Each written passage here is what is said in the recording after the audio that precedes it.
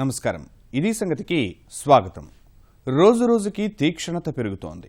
మొన్నటి వరకు చలిగుప్పెట్లో చిక్కుకుని అల్లాడిన ప్రజలు ఇప్పుడు భానుడి దెబ్బతో విలవిల్లాడుతున్నారు. పూర్తి స్థాయిలో వేసవి మొదలు కానేలేదు. సూర్యప్రతాపం మాత్రం పెరిగిపోతోంది. అధిక ఉష్ణోగ్రతలు నమోదవుతున్నాయి. కొన్ని ప్రాంతాల్లో 40 డిగ్రీలకు పైగా ఉష్ణోగ్రతలు నమోదవడం ఆందోళన కలిగిస్తోంది. తీర ప్రాంతాల్లో ఉక్కపోత అధికమవుతుండగా నగరాల్లో వేడి తీవ్రతకు ఇంటి నుంచి బయటకు రావాలంటే 1-2 సార్లు ఆలోచించాల్సి వస్తోంది. రాత్రి వేళల్లో ఉష్ణోగ్రతలు మార్పులు ఇబ్బంది పెడుతున్నాయి. ప్రస్తుత పరిస్థితులను అంచనా వేస్తున్న నిపుణులు ఈ ఏడాది వడగాడ్పుల తీవ్రత అధికంగా ఉండవచ్చని హెచ్చరిస్తున్నారు. గత అనుభవాలు దృష్టిలో ఉంచుకుని వేసవి తాపం నుంచి బయటపడేందుకు ప్రజలు అప్రమత్తంగా ఉండాలని సూచిస్తున్నారు. అసలు ఈ ఏడాది అప్పుడే మండే ఎండలకు కారణాలేంటి?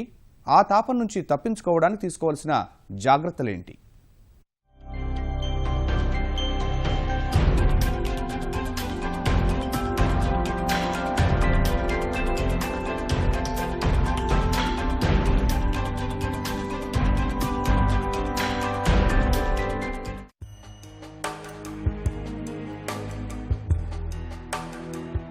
మండే వేసవి ముందుగానే హెచ్చరికలు పంపుతోంది. ఈ వేసవి చాలా తీక్షణంగానే ఉండనుందని స్పష్టమైన సంకేతాలు పంపుతోంది. మార్చి నెల కూడా రాకముందే సుర్రుమంటున్న సూర్యుడి భగభగలతో ఇప్పటికే ఆ విషయం అందరికీ అర్థమవుతోంది. ఉదయం నుంచే క్రమంగా భానుడు సెగలు కక్కుతున్నాడు. 10-11 గంటలు దాటడం పాపం. ఎండలు ఠారెత్తిస్తున్నాయి. వాతావరణ శాఖ అంచనాల ప్రకారం కొన్ని జిల్లాల్లో రోజుల వ్యవధిలోనే సగటు ఉష్ణోగ్రతలు 4 డిగ్రీల సెల్సియస్ వరకు పెరిగాయి.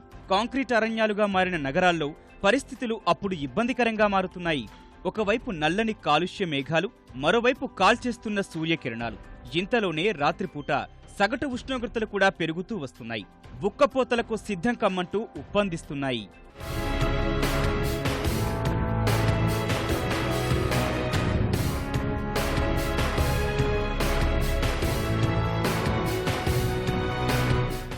ఈ పరిస్థితుల్లోనే అప్పుడే అంతా వేసవి వచ్చేసిందనే భావనలోకి వెళ్లిపోవాల్సి వచ్చింది. కాకపోతే ఈసారి వాతావరణ శాస్త్రవేత్తలు చెబుతున్న మాటలే మరింత ఆందోళన కలిగిస్తున్నాయి. నడివేసవి వచ్చేసరికి 50 డిగ్రీలకు పైనే ఎండలకు సిద్ధం కావాలంటున్న అంచనాలు కలవరపెడుతున్నాయి.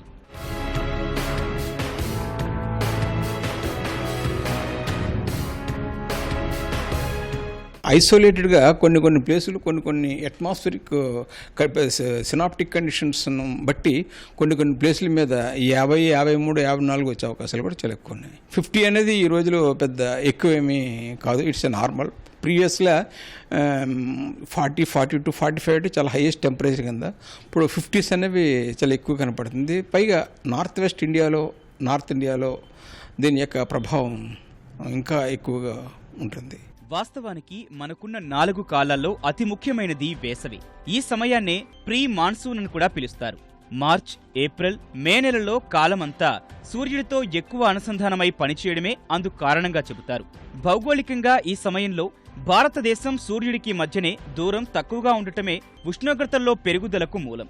అందువల్లనే ఏటా ఈ రోజులొచ్చేసరికి ఎండలు పెరగడం సాధారణంగా జరిగే విషయం. కానీ గత కొంతకాలంగా అంచనాలకు అందని రీతిలో ప్రచండ భానుడి తీవ్రత పెరిగిపోవటానికి అసలు కారణాలు వేరే ఉన్నాయి. Methane, carbon dioxide, carbon monoxide, మరికొన్ని కర్బన ఉద్గారాలు, కాలుష్య కారకాలు భారీగా పెరిగిపోవడం అందులో ఒకటి. అదే కారణంతో అతినీలలోహిత కిరణాల ప్రభావము పెరుగుతూ వస్తోంది. దీనికి మెయిన్గా కారణం ఏంటంటే ఈ కార్బన్ డైఆక్సైడు, ఈ మీథేను బాగా పెరిగిపోవటం, తర్వాత ఏమో కాంక్రీట్ జంగల్ అయ్యి విపరీతంగా రేడియేషన్ రిఫ్లెక్ట్ అయిపోతాం.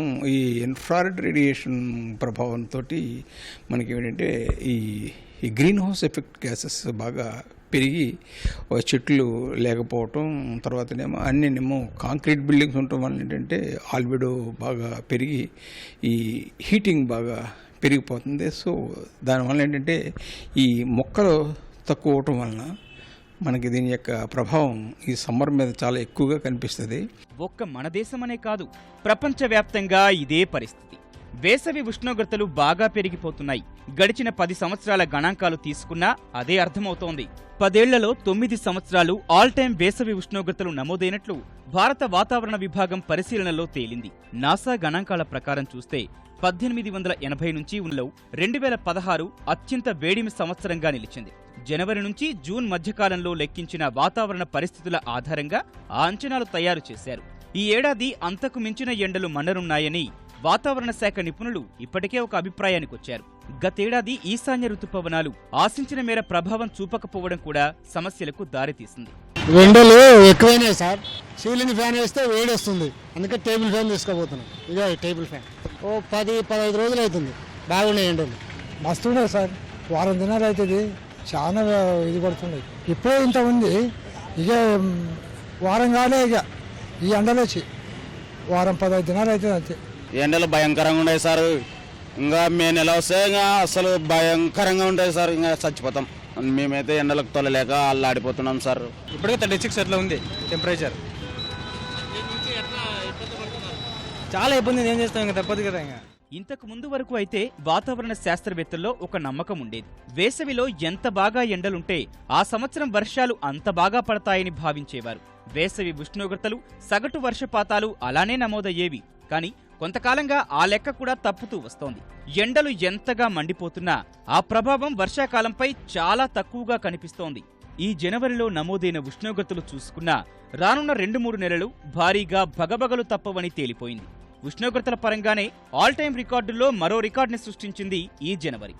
గడిచిన 120 సంవత్సరాల్లోనే అత్యంత వేడిమి జనవరి నెలగా లెక్కల్లో చోటు సంపాదించింది. మనం తీక్షణమైన వేసవిని ఎదుర్కోబోతున్నాం అనడానికి అదే సంకేతమంటున్నారు వాతావరణ శాస్త్రవేత్తలు. ఈ సంవత్సరం టెంపరేచర్ చూసుకున్నట్టయితే మార్చి, ఏప్రిల్, మే నెలలు చాలా ఎక్కువగా ఉంటాయి. ప్రజలు చాలా జాగ్రత్తగా ఉండాలి. తర్వాత ఈ సన్ స్పాట్ ప్రభావం కూడా ఉంటుంది.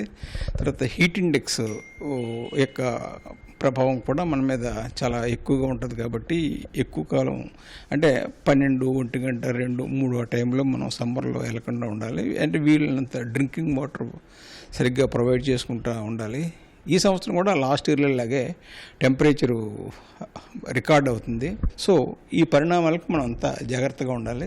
సో ఉన్న వాటర్ని జాగ్రత్తగా ప్రిజర్వ్ చేసుకుంటూ, so drinking water as well as ఈ కల్టివేషన్ చేసే వాటర్కి రెండింటికి కూడా డిమార్కేట్ చేసుకుని చాలా జ్యుడిషియస్గా యూజ్ చేసుకోవాల్సిన అవసరం ఎంతైనా ఉంది. మనతో పోల్చితే ఉత్తర భారతంలో సాధారణంగానే ఎండలు ఒక స్థాయిలో ఉంటాయి. గతేడాది రాజస్థాన్లోని ఫలోడి ప్రాంతంలో 51 డిగ్రీల సెల్సియస్ అత్యధిక ఉష్ణోగ్రతలు నమోదైంది. అలానే గతంలో ఓసారి ఒడిషాలోని టిట్లాఘర్లోనూ ఉష్ణోగ్రతలు 50 డిగ్రీలు దాటాయి. 2016లోనూ 48 డిగ్రీలకు పైనే నమోదయ్యాయి. దేశవ్యాప్తంగా కొంతకాలంగా వేసవి తీవ్రత ఏ స్థాయిలో పెరుగుతుందో చెప్పడానికి అవి ఉదాహరణలు మాత్రమే. ఈసారి అందుకు మరో 3-4 డిగ్రీల సెల్సియస్ ఎక్కువగా ఉండవచ్చంటున్నాయి అధ్యయనాలు. ఇప్పటి వరకు ఉన్న ఎండలను ఎదుర్కోవడానికి జనం పడరాని పాట్లు పడుతున్నారు. మార్చి మొదలు జూన్ నెల దాటే వరకు బతుకు జీవుడా అంటూ కాలం వెళ్లదీస్తున్నారు. పదుల సంఖ్య నుంచి 100, 1000కు చేరుతున్న వడగాలి మరణాలే అందుకు నిదర్శనం.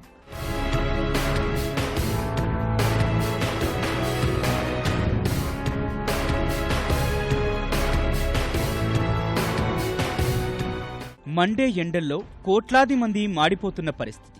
ఎండలు ఏ స్థాయిలో పెరుగుతున్నాయో వడదెబ్బ మరణాలు అదే రీతిలో పెరుగుతూ వస్తున్నాయి.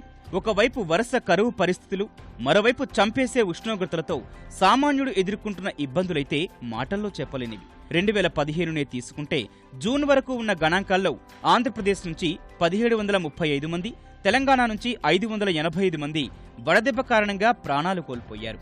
ఉత్తర భారతంలోనూ ఆ సంఖ్య పెద్దగానే నమోదైంది. 2016లో సంఖ్య కొంత తగ్గినా వడదెబ్బ మరణాలు ఎంతో మంది ఉసురు తీశాయి.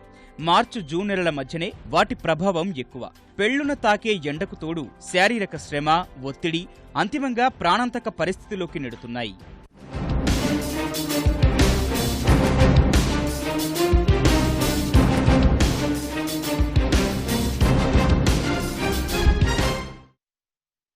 వడదెబ్బ ప్రభావానికి సంబంధించి జాతీయ విపత్తు నిర్వహణ సంస్థకు కూడా కొన్ని మార్గదర్శకాలు జారీ చేసింది.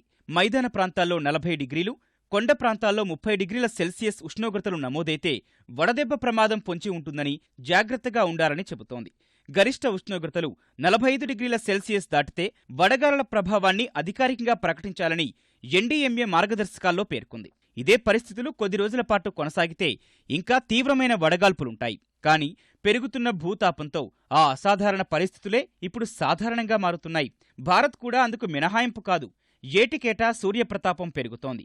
ప్రజల ఆరోగ్యంపై తీవ్రమైన దుష్ప్రభావం చూపిస్తోంది. చివరికి ప్రాణాలు తీస్తోంది. ఈ ప్రభావం నుంచి తప్పించుకోవడానికి ఎండల సమయంలో ప్రజలు పడరాని పాట్లు పడుతున్నారు. కానీ అవన్నీ తాత్కాలిక ఉపశమన చర్యలే అవుతున్నాయి.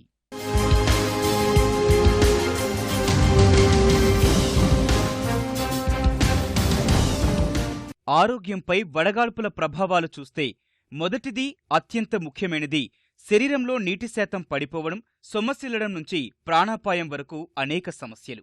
జ్వరం, నిస్సత్తువ, నీరసం, మైకం, తలనొప్పి, వాంతులు, కండరాల నొప్పులు, ఆగకుండా చెమటలు పట్టడం వంటి ఇబ్బందులు వెంటాడతాయి. శరీర ఉష్ణోగ్రతలు అలా పెరిగే కొద్దీ ప్రాణాంతక స్థితికి చేరువవుతారు.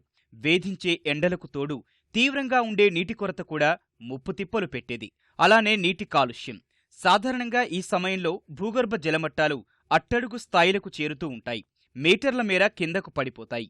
అంత లోతుల్లోంచి తీసుకునొచ్చే నీటి వనరుల్లో హానికర భార జలాలు ప్రజల ఆరోగ్యాలకు చేటు చేసేవి. ఈ నేపథ్యంలోనే వేసవిలో వ్యాధుల ముప్పు పొంచి ఉంటుందని హెచ్చరిస్తుంటారు. కలుషిత నీటితో డయేరియా, అతిసారం, టైఫాయిడ్ వంటి సమస్యలు ఏటా వేసవిలో చూస్తూనే ఉంటాం. ఇందుకు సంబంధించి ముఖ్యంగా జాగ్రత్తగా ఉండాల్సింది కూలీలు, వ్యాపారులు, ఉద్యోగులు.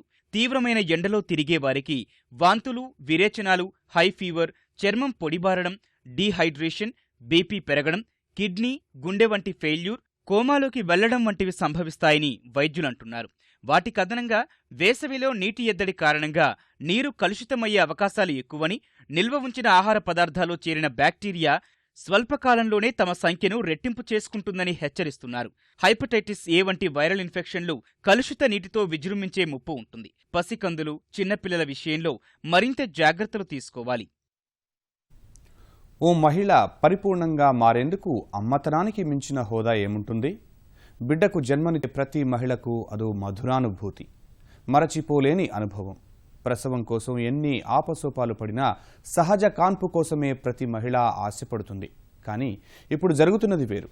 సాధారణంగా జరిగే ప్రసవం శస్త్రచికిత్స లేనిదే జరగడం లేదు. కాన్పుకు కడుపుకోతే ప్రత్యామ్నాయమవుతోంది. ప్రైవేట్ ఆసుపత్రుల సంగతి చెప్పక్కర్లేదు.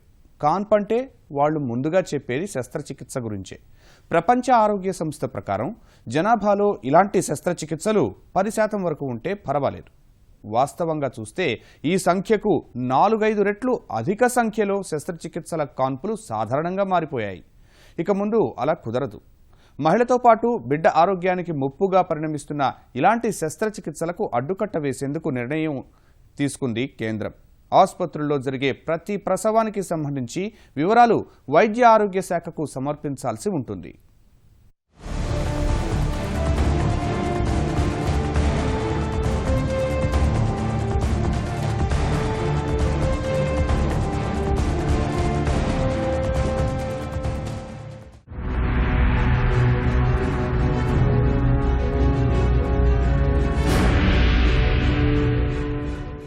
నెలలు నిండి ఆసుపత్రికి వస్తే ఇక కడుపు కోతే. అక్కడ సహజ ప్రసవం జరుగుతుందని అనుకోవడానికి ఆస్కారమే ఉండదు. తల్లి నీరసంగా ఉందనో, లేదంటే పుట్టే బిడ్డకు ప్రమాదమనో, లేదా ఇతరత్రా ఆరోగ్య కారణాలు చెప్పి సహజంగా జరిగే కాన్పును శస్త్రచికిత్స వైపు మళ్లించడం ఇటీవలి కాలంలో సాధారణ విషయంగా మారిపోయింది. తొలిసారిగా ప్రసవానికి వచ్చేవారు సహజంగా ఆందోళనలో ఉంటారు. గర్భిణీ మహిళతో పాటు వచ్చే బంధువులు కూడా ఆలోచించే పరిస్థితిలో ఉండరు. ఏదోలా కాన్పు జరిగితే చాలనుకునే పరిస్థితిలో ఉంటారు. ఈ బలహీనతనే సొమ్ము చేసుకునే ప్రైవేట్ ఆసుపత్రులు వారిని మరింత ఆందోళనలోకి నెట్టేసి సిజేరియన్ వైపు నడిపిస్తారు. కారణం, మామూలు కాన్పు కన్నా సిజేరియన్ అయితే 4-5 రెట్లు డబ్బు ఎక్కువగా వస్తుంది. 10,000 అయ్యే బిల్లు 50,000కు చేరుకుంటుంది. అంతేకాదు, ఆసుపత్రిలో మరో వారం అధికంగా ఉండాల్సి వస్తుంది. ఇవన్నీ ఆసుపత్రులకు అదనపు ఆదాయాన్ని సమకూర్చిపెట్టేవే. అందుకే ప్రైవేట్ ఆసుపత్రుల్లో వైద్యులు సిజేరియన్లను పెద్ద ఎత్తున ప్రోత్సహిస్తూ ఉంటారు. చదువుకున్న వారైనా, చదువుకోని వారైనా, ఎవరైనా వైద్యులు చెప్పినట్టు నడుచుకోవాల్సిందే.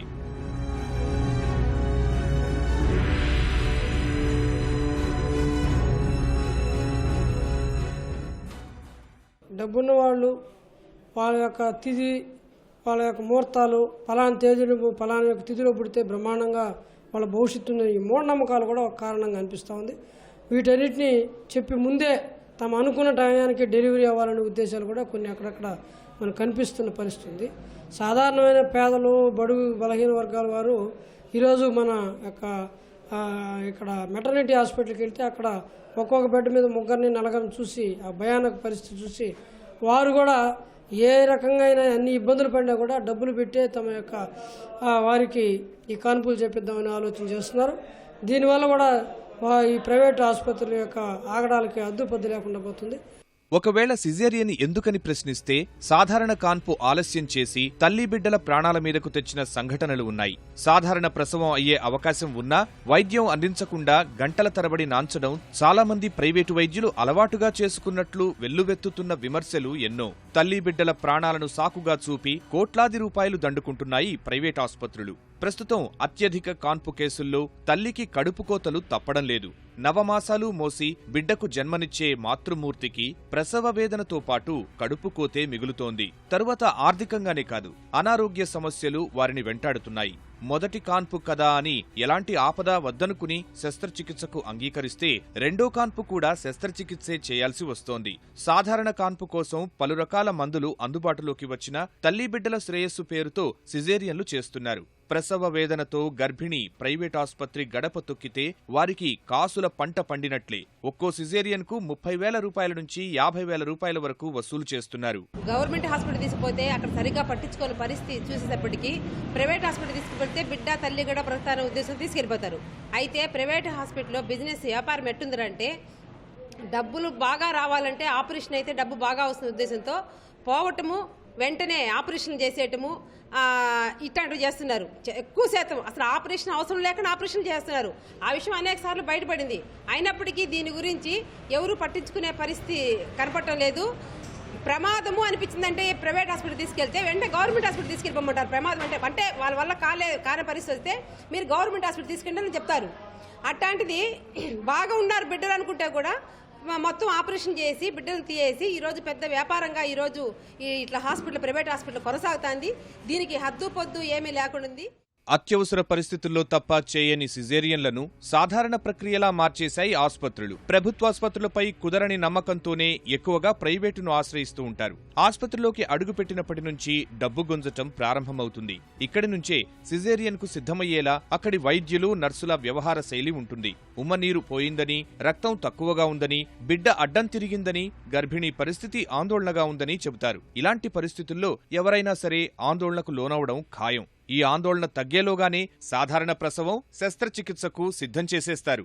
సాధారణ కాన్పోయే అవకాశాన్ని తొక్కిపెట్టి శస్త్రచికిత్స చేసేస్తారు. ఇక్కడ ధనికులు, పేదవారు అన్న తేడా లేకుండా కడుపు కోతలు జరిగిపోతూ ఉంటాయి.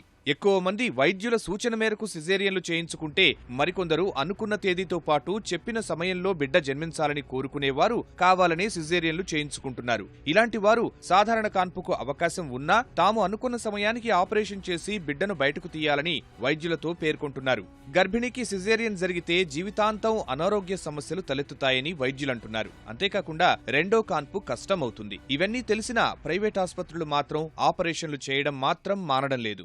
చాలామంది డాక్టర్లలో, గైనకాలజిస్టులలో సుఖ ప్రసవానికి చిట్కాలు తెలిసినా ఆ చిట్కాలు ఏమీ చెప్పడం లేదు. ఏదో విధంగా భయపెట్టి ఆపరేషన్ చేసి బిడ్డను తీస్తాం. వీళ్ళు మొదటి నుంచే భయపెడుతుంటారు.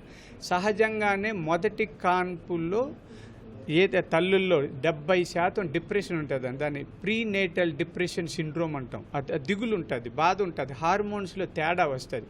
ఆ దిగులు బాధని ఈ డాక్టర్లు పోగొట్టడం వదిలేసి భయపెట్టడం ప్రాక్టీస్ చేస్తున్నారు. ఇంకా కథలది అలా ఉండి కండరాలన్నీ బిగుసుకుపోయిన తర్వాత ప్రసవించేటప్పుడు అవి సాగుడు గుణాన్ని కోల్పోవడం వల్ల కష్టమైపోతుంది. బయట బిడ్డ రాదు. అప్పుడమ్మ బిడ్డ అడ్డం తిరిగింది, వీలు కాలేదు, పొట్ట కోయాలని. డాక్టర్లకు కూడా సామాజిక స్పృహతో ఉండి డబ్బే ప్రధానం కాదు అన్నది గుర్తించాలి. అవసరమున్నా లేకపోయినా ప్రైవేట్ ఆసుపత్రుల్లో సాగుతున్న ఇలాంటి దందాను అరికట్టాలని కోరుతూ Change.org అనే సంస్థ పెద్ద ఎత్తున ఉద్యమం చేపట్టింది. ఆసుపత్రులు, వైద్యులపై సరైన నిఘా, జవాబుదారీతనం లేకపోవడం వల్ల ఇదో పెద్ద రాకెట్ మాదిరిగా తయారైందన్నది ఈ సంస్థ ఆరోపణ. సహజమైన కాన్పు కోసం ఎంతగానో ప్రయత్నించి విఫలమైన ఓ తల్లి ఆవేదనలోంచి పుట్టుకొచ్చింది ఈ ఉద్యమం. అందుకే మార్పు కావాలి అని Change.org పేరుతో సంతకాలు సేకరించి స్త్రీ శిశు సంక్షేమ శాఖ మంత్రి మనేకా గాంధీకి ఫిర్యాదు చేశారు. ఈ ఫిర్యాదుపై దాదాపు 1,00,000 మంది పైగానే సంతకాలు చేశారంటే పరిస్థితి ఎలా ఉందో అర్థం చేసుకోవచ్చు. वैसे तो सिजेरियन सेक्शन 10% से ज्यादा औरतों में नहीं करा जाना चाहिए, ये है इंटरनेशनल फिगर्स. इस देश में 50-58% तक पहुंच गया है और ये किया जाता है क्योंकि पैसे इसमें ज्यादा है. लेकिन ये बहुत ही खतरनाक चीज है. ये चाइल्ड बर्थ एक नेचुरल प्रोसेस है.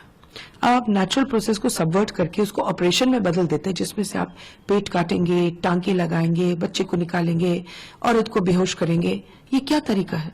और बहुत सारे डॉक्टर्स इसमें भर गए. सिजेरियन भी एक ऐसे बहुत बड़ा रैकेट बन गया. तो इसलिए हम चाह रहे हैं कि हर अस्पताल डिस्प्ले करे, हर नर्सिंग होम डिस्प्ले करे कि कितने सिजेरियंस महीने में करते हैं. हमने ये भी मांगा है कि अगर आप जानते हो कोई गायनोकोलॉजिस्ट जो पिछले 5 साल से एक भी नेचुरल डिलीवरी नहीं कर चुकी है, हमें बताइए, हम उस पर कार्रवाई करेंगे. उन्हीं से ही हम करेंगे. और लेकिन मुहिम हम लोग छेड़ेंगे क्योंकि इसमें इतनी 1 लाख औरतों ने साइन किया और मुझे भेजा है change.org के जरिए कि हम कुछ करें. और ये सचमुच में एक ऐसी मुहिम है जो छिड़नी चाहिए. ఇబ్బడి ముబ్బడిగా పెరుగుతున్న సిజేరియన్ల అంశాన్ని తీవ్రంగా పరిగణించిన కేంద్ర మంత్రి ఇలాంటి వాటికి అడ్డుకట్ట వేయాల్సిన అవసరం ఉందన్నారు. ఇప్పట్నుంచి ప్రతి ఆస్పత్రి ఎన్ని సిజేరియన్లు చేస్తున్నారు మొత్తం వివరాలతో సహా బహిరంగపరిచేలా చర్యలు తీసుకోవాలని వైద్య ఆరోగ్య శాఖకు సూచించారు. ఇప్పుడు కేంద్రం నిర్ణయం వల్ల ప్రతి ఆస్పత్రిలో ఎన్ని సాధారణ కాన్పులు జరిగాయి, ఎన్ని సిజేరియన్లు జరిగాయి అన్న వివరాలు తెలపాల్సి ఉంటుంది. సిజేరియన్లు చేసినందుకు కారణాలు కూడా పేర్కొనాల్సి ఉంటుంది. వీటికి ప్రసూతి వైద్యులు బాధ్యత వహించాల్సి ఉంటుంది. అవసరం లేకపోయినా సిజేరియన్ జరిగినట్టు విచారణలో తేలితే వారిపై చర్యలు తీసుకునేలా వైద్య మండలి కొన్ని మార్గదర్శకాలు రూపొందించాలని కూడా భావిస్తున్నారు. సహజ ప్రసవాల వల్ల జరిగే ప్రయోజనాలతో పాటు సిజేరియన్ల వల్ల కలిగే ప్రతికూలతలు గర్భిణీలకు చెప్పాల్సిన అవసరముంది. సిజేరియన్ ద్వారా జన్మించే పిల్లలకు ఊబకాయం, అలర్జీలతో పాటు టైప్ 1 మధుమేహం వచ్చే అవకాశాలు ఎక్కువగా ఉంటాయని తేలింది. సాధారణ ప్రసవం వల్ల తల్లి, బిడ్డ ఇద్దరూ ఆరోగ్యంగా ఉంటారు. బిడ్డకు మధుమేహం వచ్చే అవకాశాలు కూడా తక్కువ. తల్లి కూడా ఎంతో ఉల్లాసంగా, నిరాశ నిస్పృహలు లేకుండా ఉంటుందని వైద్యులు చెప్పే మాట.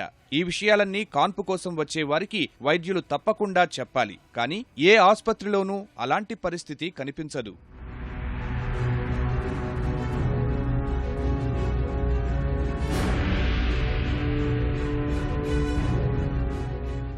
ప్రపంచ ఆరోగ్య సంస్థ లెక్కల ప్రకారం గర్భిణుల్లో కేవలం 10 నుంచి 15% మందికి శస్త్రచికిత్స జరగవచ్చు. ఆ పరిమితి ఎప్పుడో దాటేశాయి ఆస్పత్రులు. దేశవ్యాప్తంగా చూసుకుంటే త్రిపురలో 87% ప్రసవాలు శస్త్రచికిత్స ద్వారానే జరుగుతున్నాయి. తమిళనాడులో అయితే ఈ సంఖ్య 58 కాగా కేరళలో 41%గా ఉంది. ఆస్పత్రుల్లో జరుగుతున్న కాన్పుల విషయంలో ప్రభుత్వమే జరిపిన విచారణలో తేలిందేంటంటే ప్రభుత్వ ఆస్పత్రుల్లో అయిన సిజేరియన్ల కన్నా ప్రైవేట్ ఆస్పత్రుల్లో అయిన శస్త్రచికిత్సలు రెట్టింపుగా ఉన్నాయి. అంటే కేవలం డబ్బు కోసమే వైద్యులు సిజేరియన్లను పెద్ద ఎత్తున ప్రోత్సహిస్తున్నట్టు తేలింది. కేంద్ర మంత్రి చెప్పినట్టు ఇదో పెద్ద రాకెట్ మాదిరిగా తయారైంది. తెలుగు రాష్ట్రాల్లో కూడా ఈ తరహా పోకడలపై చాలా కాలంగా తీవ్ర ఆందోళన వ్యక్తమవుతోంది. అమాయకంగా నష్టపోయిన బాధితుల వాంగ్మూలాల సాక్షిగా ప్రైవేట్ తీరుని బయటపెట్టిన ఉదంతాలు ఉన్నాయి.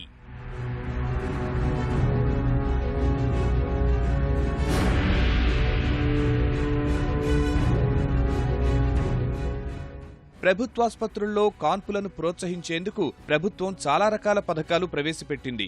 అక్కడ జరిగే ప్రసవాలు సురక్షితమని, తల్లి బిడ్డ కూడా క్షేమంగా ఉంటారని ప్రచార కార్యక్రమాలు చేపట్టినా ప్రభుత్వాస్పత్రుల వైపు చాలా మంది మొగ్గు చూపడం లేదు.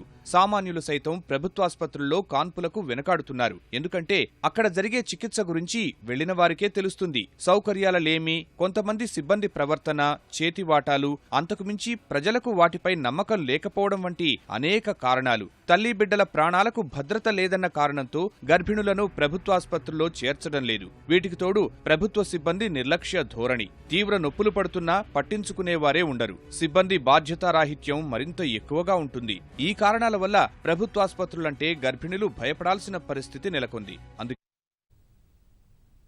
మరిన్ని విభిన్న అంశాలతో మరో ఇది సంగతిలో కలుసుకుందాం. నమస్కారం.